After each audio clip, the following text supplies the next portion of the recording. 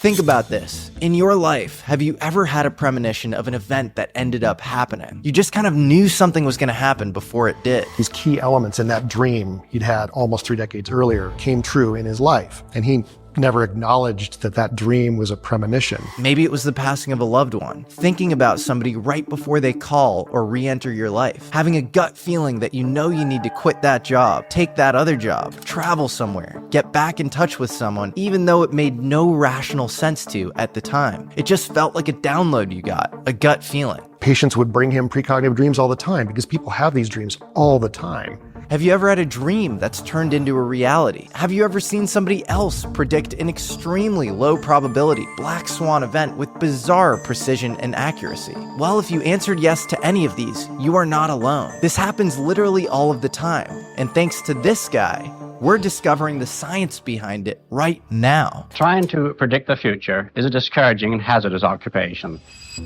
But before we get into his work and who he is, let's go through all of the insane examples of modern prophecies. American fiction author Dean Koontz wrote a novel called The Eyes of Darkness. It centered on secret experiments involving the perfect bioweapon developed at a lab near Wuhan, China, called Wuhan 400. The novel is set in 2020, exactly like COVID. The only thing is, the novel was written in 1981. Author Morgan Robertson wrote an 1898 novella called Futility, or Wreck of the Titan. Futility tells the story of the Titan, the largest and most luxurious ocean liner ever built. In the novel, the Titan hits an iceberg in the North Atlantic on an April night and sinks. But before that catastrophe, the ship was described as unsinkable and the largest liner in the ocean. Ring a bell?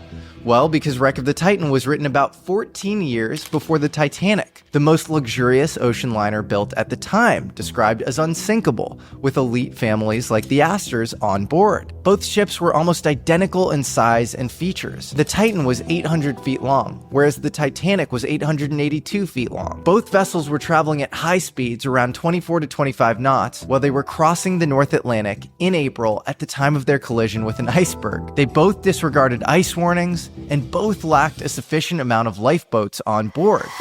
In 1952, former Nazi and father of the American space program, Wernher von Braun, published a science fiction book titled Project Mars, a technical tale. In this novel, he predicted a future mission to colonize Mars, led by a figure referred to as Elon.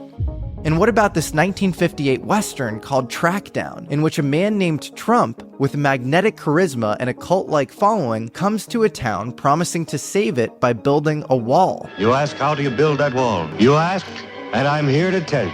One of the townspeople comes after him, accusing him of fraud. You're a liar, Trump. What about Trump's recent assassination attempt? Did anybody predict that?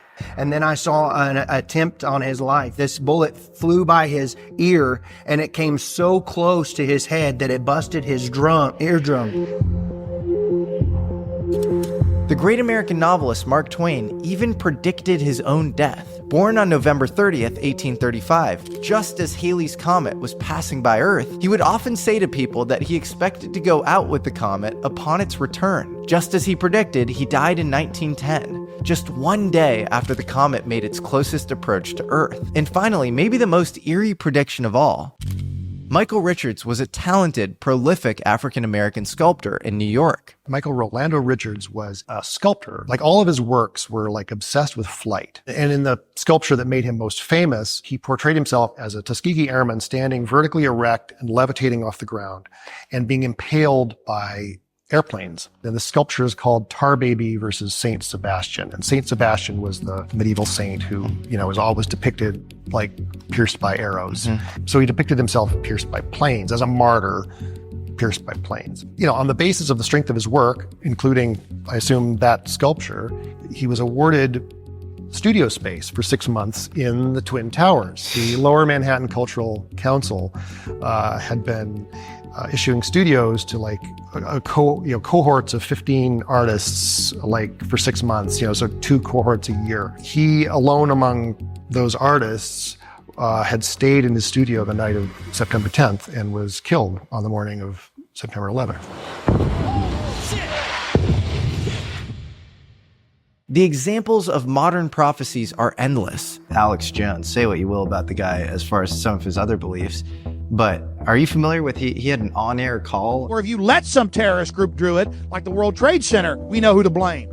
And if there was an outside threat like a bin Laden, who was a known CIA asset in the 80s, he's the boogeyman they need. It's just this absurd, literally what happened. I could go on forever. Survivorship bias, you say? People make crazy predictions, pontificate all the time. If we gave airtime to all of the wrong historical predictions made, we'd be sitting here all day. But then I'd come back and I'd say, but the level of detail in many of these predictions is beyond probability. And then you might come back and say, but the probability of a bunch of eerily accurate predictions over a long enough timescale and with the internet at your disposal is actually more likely than you're presenting it, Jesse. We can go around in endless circles on these arguments. How do we get to the bottom of them scientifically? I mean, it's not like the government looked into this stuff systematically for 20 years, employing hundreds of psychic spies to find hostages, drop nuclear bases, and predict military obstacles. Oh wait, they did do all of that. There was, in fact, a CIA and DIA-backed program called Stargate, which ran from 1972 to 1995, the official American psychic spy program. Every year, it got refunded because it was useful. There are hundreds of successful remote viewing cases from the program, many coming from the program's Pride and Joy remote viewer. Remote viewer number 1,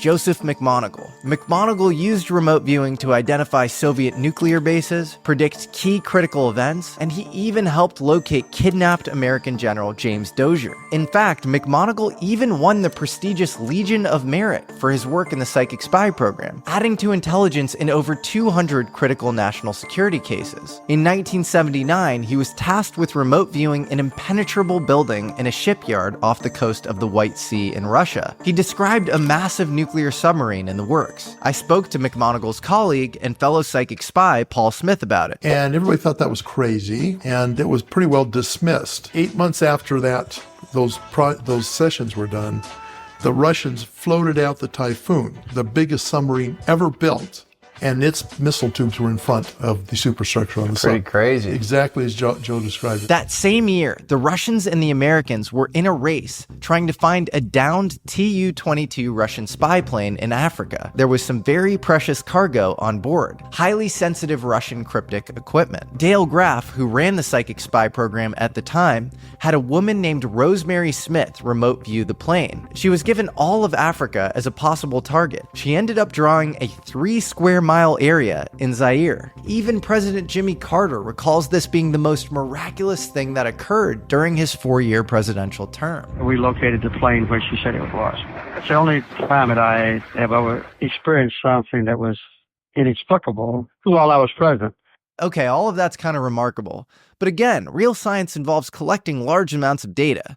And surely no independent, well-regarded statisticians have looked at the Stargate psychic spy data. Well, that's actually not true. A statistician named Jessica Utz, who was president of the American Statistical Society, reviewed all of the Stanford Research Institute psychic spy data and a whole lot of other psychic experiments as well. Utz did an analysis of a lot of evidence for psychic functioning, not just the Stargate program, I don't believe. And she found overwhelming evidence. And she's been very, very vocal about this. She based her studies on basic probability, specifically p-values. In scientific terms, this means using statistics to compare the observed results to what would be expected by chance. The p-value basically answers the question, if chance were the only factor, how likely is it that we'd see results this strong or stronger? When the p-value is very small, researchers are more confident in ruling out chance as the explanation for findings. Say you have 4 cards face down. You know one of those cards is an ace of diamonds. The probability that you guess which card is an ace of diamonds is 25%, or has a p-value of 0.25. A commonly accepted practice in the field of statistical analysis is to say that a p-value of less than 5%, so 0.05, would rule out chance as an explanation. In these cases, results are statistically significant, but that's not sufficient. Obviously, low probability things still happen just by chance. So replicating these non-chance results across a lot of trials and collecting a lot of data is very important. Okay, hopefully you're following me here. Basic probability, Hard to argue with. You know what makes Black Friday and Cyber Monday so thrilling? Those once-a-year deals that feel too good to pass up. But here's the best part. With Raycon, you're already getting incredible value every day of the year. And now they're doubling down with an offer that's hard to beat, up to 30% off site-wide. I use my Raycon everyday earbuds all the time, whether I'm deep in research, editing videos, or just enjoying my favorite music while exploring Austin. These earbuds are absolute game changers. They fit comfortably and securely no matter what I'm up to, and I never have to worry about them falling out. The 32-hour battery life is a lifesaver. I'm never scrambling for a charger, and the active noise cancellation is perfect for tuning out distractions, whether I'm walking in a noisy cafe or going for a walk. The new multi-point connectivity lets me seamlessly switch between devices. This is a must for someone always moving between phone calls and research on my laptop. And the quick charge feature is another favorite. Just 10 minutes of charging gives me 90 minutes of listening. So it's time to save big for Black Friday and Cyber Monday. Go to buyraycon.com/Jesse Michels today. That's right, you'll get up to 30% off everything on Raycon's website when you go to buyraycon.com/Jesse Michels. Michels spelled with no A. All right, back to the show. Back to Jessica Utz's statistical assessment of psychic spying. First, she diligenced the experimental protocols, making sure that they were sound. Protocols like this. The experimenter takes a set of 200 photographs sourced at random from the pages of National Geographic magazines. Now they take a participating remote viewer who hasn't seen any of these photographs. The remote viewer is then placed in a completely isolated room during the experiment, away from the experimenter and away from the photos. The experimenter then randomly selects a batch of 5 photos, acting as a kind of beacon or sender of the information. The remote viewer would then be tasked with drawing each photo that was picked in tightly controlled conditions. A well-tested randomizer would be used to select the photos, and the experimenters, or even anybody in contact with the experimenters, was not allowed to communicate at all with the remote viewer. A final third person then judges what the remote viewer draws and sees how it matches the batch of randomly selected photos. These photos are incredibly wide-ranging. They could be something like a mountain view or a cat sleeping in a car. The study of these attempts found that there was an overall hit rate of 35%, a number that was found to be repeatable over and over again. But there's more corroboration. Similar numbers were found in the trials done at the University of Edinburgh and the Rhine Research Institute at Duke in North Carolina. So how did Jessica Utz shake out in her statistical study? What was her overall assessment? Well, I'll just quote her. Using the standards applied to any other area of science, it is concluded that psychic functioning has been well established. The statistical results of the studies examined are far beyond what is expected by chance. Arguments that these results could be due to methodological flaws in the experiments are soundly refuted. Strong words. She said, this is the quality of the evidence is so strong that if it were in any other field, nobody would question this. Yes. Making Utz's conclusions even more meaningful is the fact that she partnered with psychologist Ray Hyman. Hyman was a total skeptic of the paranormal going into this and eager to find methodology issues and other rational explanations for the data. In fact, Hyman was a friend and colleague of perhaps the most prominent skeptic at the time, James Randi. Hyman even wrote for the Skeptical Inquirer.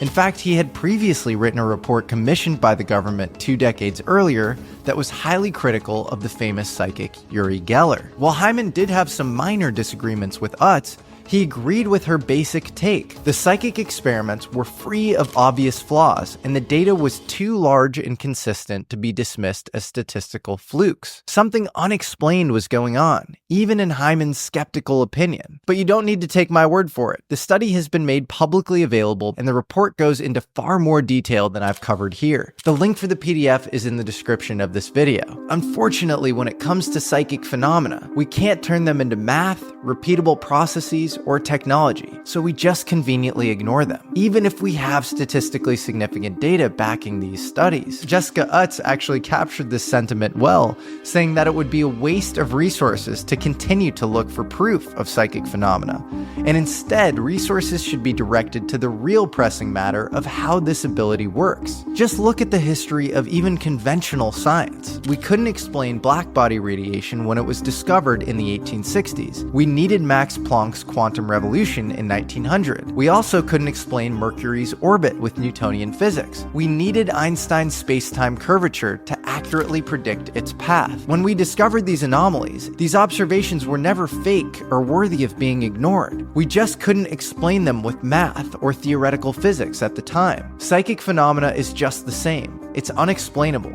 not always repeatable, and can't be turned into math. But it's real, like statistically significant real, and by many accounts, far more replicable than fields like psychology. As the great Arthur C. Clarke once said, any sufficiently advanced technology is indistinguishable from magic. Well, cutting to the chase, thanks to this week's amazing American alchemist, Eric Wargo, the ability of the mind to predict the future in eerie ways is increasingly moving from magic to science. Wargo has constructed a biological, computational, and physics-based model to describe exactly how our brains might have access to the future. And it's not woo-woo or new agey at all. In fact, while it's still theoretical, it's very hard-headed, logical, and it actually makes sense even in a materialist universe. What is Wargo's thesis? Your brain is a time-traveling quantum computer. Okay, that sounds kind of insane, but hear me out. For a quantum computer to work, it generally needs to maintain coherence, or the ability to maintain multiple states at once. In order to do that, you usually need to maintain extremely cold environments with very little noise or signal interference in the system. Unfortunately, human and animal bodies are full of blood, water, mucus, and skin. They are the last thing from cold and precise. They're warm, wet, and noisy. So people assume our bodies don't have quantum capabilities. But there's a new field called quantum biology, uncovering all sorts of biological processes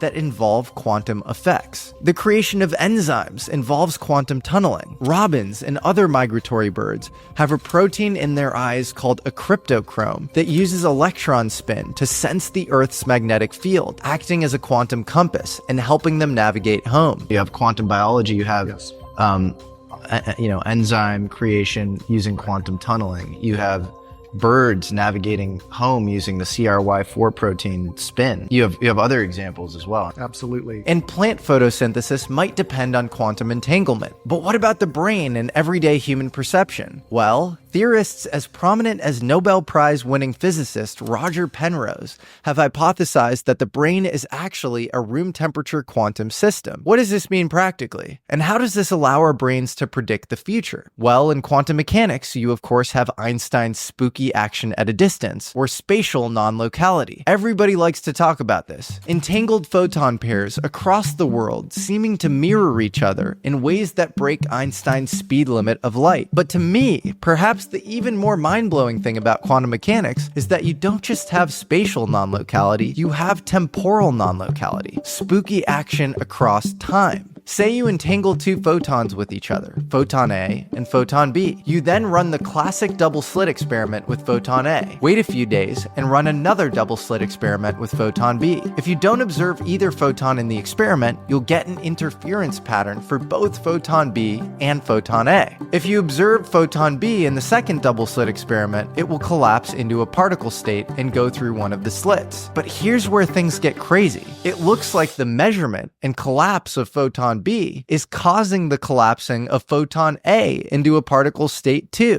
even though the double slit experiment with photon A is happening before the experiment with photon B. In other words, the two photons are entangled not only across space, but across time. This looks a whole lot like either retrocausality or, dare I say it, time travel. But this basic principle in quantum mechanics actually probably applies to quantum computers too. In fact, instead of the bits, ones and zeros, that classical computers operate on, quantum computers operate on these things called qubits that exist in superpositional states. Qubits can take on superpositions of states, right? And so what a lot of people in popular culture, popular science butcher when they describe superpositions is that they say that the qubit is both 1 and 0 at the same time. That's not true. It's not in the 1 state. It's not in the 0 state. It's not in the 1 and 0 state either. It's also not in the 1 and not in the 0 state. It's in a superposition state. Well, it turns out that you can actually reverse qubit positions in quantum computations. So in a working quantum computer, it's been hypothesized, even by some of the people building quantum computers right now, that you can send information back in time. And if the brain is a quantum system, as Roger Penrose thinks it is, then maybe the brain can access its future knowledge state. Maybe the brain can send information back in time, or have a pre-memory, if you will. Maybe that explains why humans can have incredible intuition. Humans in their bodies often just instinctively know when certain things are about to happen. You come out of the womb with a fear of snakes and with a Chomskyan pre-grammar for certain things. And that's not how a classical computer works. Because it's that informational time travel that's already happening. You can look at biological systems as models for how it works. In a quantum computer, you can theoretically scale up that causal indeterminacy that's happening on the quantum level. And you scale that up in a quantum computer server that you leave plugged in for many years. It really opens the doorway to actually communicating across time. But this is a really important distinction. Wargo doesn't really believe in woo-woo mind over matter. He doesn't think a psychic can simply view a downed airplane halfway across the world. They can only remote view that airplane if in the future they are given confirmation that that plane crashed in a specific location. Once that knowledge state is confirmed and stored in the person's brain, it can be sent back in time. Feedback may be important beyond just training remote viewers. That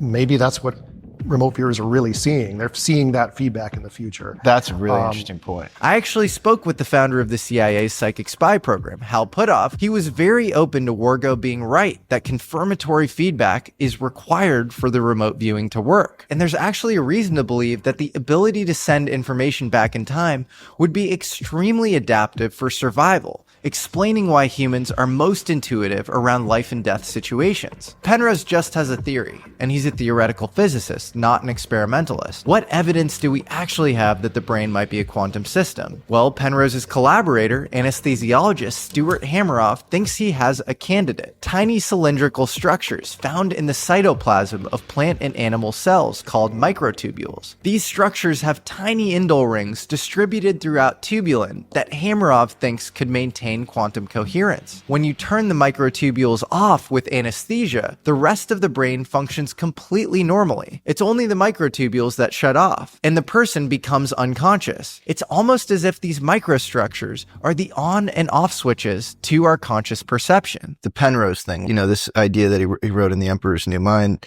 that the microtubules, I guess that was the follow-up of The Emperor's New Mind with Hameroff, the microtubules are a quantum sensor that collapses the wave function into an eigenstate. Yeah, I have some sympathy for going along that direction. So you think there's some sort of quantum sensor in the brain, and do you have a top candidate for the specific structure?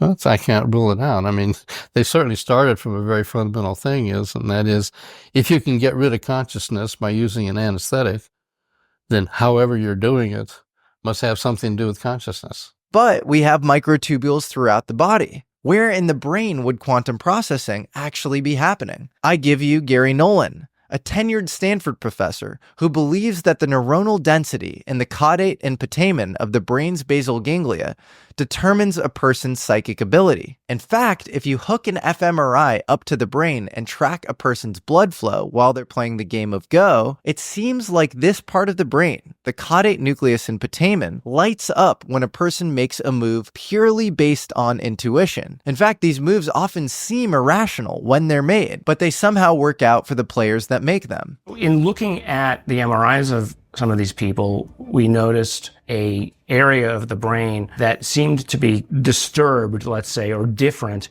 in many of these individuals. So it's an area that I've talked about before between the head of the caudate and the putamen that had increased neural density. And it was larger in all these individuals. And so you just ask the question, okay, what's unique about these individuals?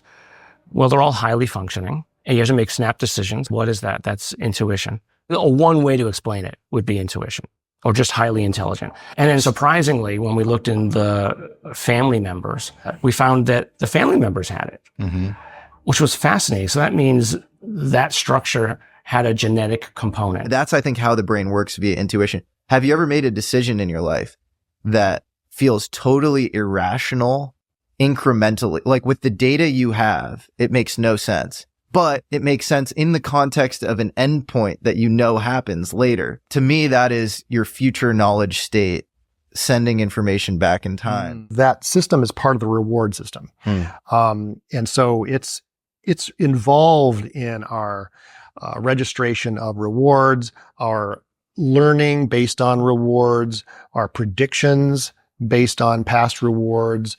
And that system, I think, is central. It's central. It's kind of the central classically in that classical computer model in terms of the organism, changing its behavior based on rewards and getting excited about possible future rewards and anticipated rewards and all that. Thanks to this week's amazing American alchemist, Eric Wargo, the ability of the mind to predict the future in eerie ways is increasingly moving from magic to science. We should definitely study the microtubules in the caudate nucleus and putamen. That could be the specific part of the brain responsible for intuition and responsible for sending future quantum information back in time. But there's more evidence. Have you heard of a Russian scientist with the last name Lieberman? Two friends of mine, Daniil and David Lieberman, their father knew Hamarov or I think knew Penrose rather, and was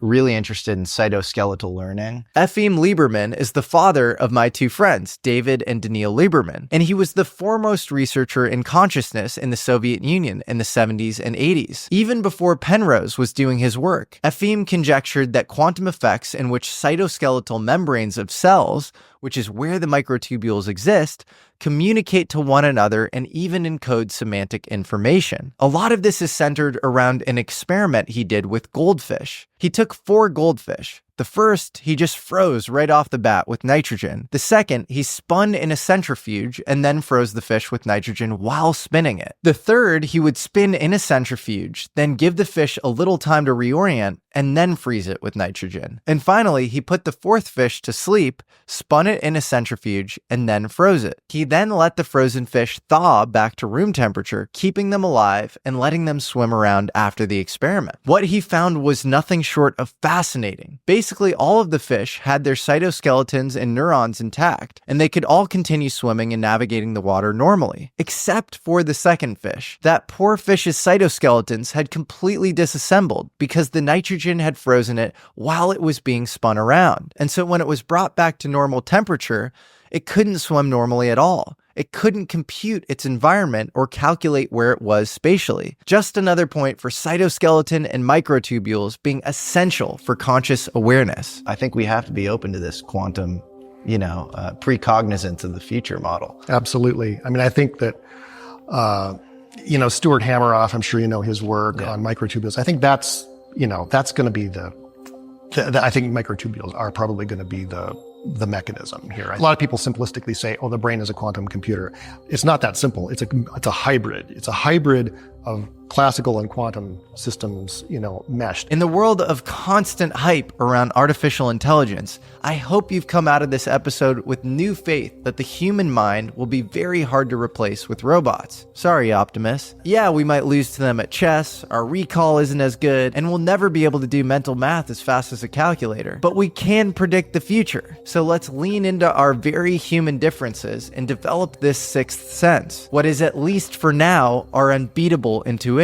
As the great Marshall McLuhan once said, every media extension of man is an amputation. If our brains are in fact quantum computers, we shouldn't merge with classical computers. We should rigorously investigate the growing field of quantum biology and not let the cult of Silicon Valley transhumanism or the desire to escape our human bandwidth limitations make us overlook the magic of our own biology. So this interview with Eric Wargo was an absolute blast. I felt like I needed to turn this part into a video essay. The concepts here are so complex that I felt like they needed to be kind of cogently synthesized. There are all sorts of crazy stuff that we spoke about in our interview that we didn't get into in this essay. Here, I just wanted to flesh out the basic concepts and make a scientific compelling case for how the mind works that is distinct from artificial intelligence and classical computers. I also wanted to make a case for psychic functioning to scientific skeptics. But stay tuned for my completely unfiltered, raw conversation with Eric Wargo.